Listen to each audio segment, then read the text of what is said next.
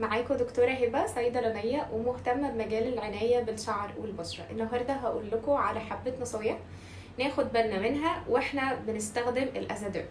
الأزادير منتج من المنتجات اللي بتستخدم علشان تحل مشاكل البشرة، سواء بقى الحبوب أو أثار الحبوب أو تصبغات، سواء أثار حبوب أو تصبغات من الشمس.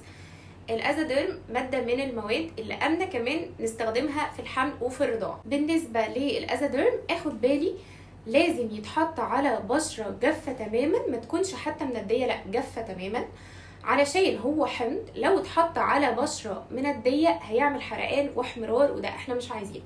فاحنا بنعمل ايه؟ بنغسل الوجه بالغسول او الصابونة الطبية، وبنبتدي ننشف الوجه كويس بالمناديل. ممكن استنى دقيقتين 3 علشان اتاكد ان البشره جفت تماما مش حتى منديه. وبعد كده ابتدي احط الازادير. بحطه ازاي؟ حبه صغيرين خالص قد حبه البسله على الوجه كله، مش بس اماكن التصبغات او الحبوب، لا على الوجه كله، دي هتبقى كافيه قوي. وفي الاول بدخلها بالتدريج زيها زي الريتينول. في الاول مثلا هسيبها 5 دقايق او 10 دقايق وبعد كده اشطفه.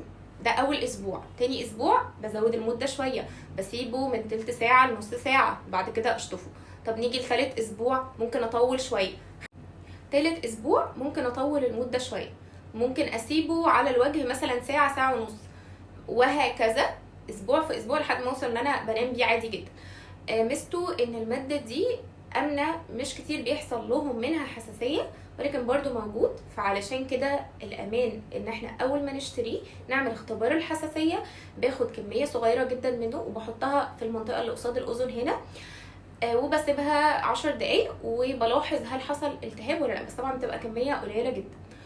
بالنسبه بقى للماده دي، هي بتنفع في الحمل وفي الرضاعه، علشان كده انا بفضلها جدا. مش كتير منتجات بتنفع في الحمل وفي الرضاعه، ولكن برضو لو هنستخدمها في الحمل خصوصا لازم تكون تحت استشارة الطبيب.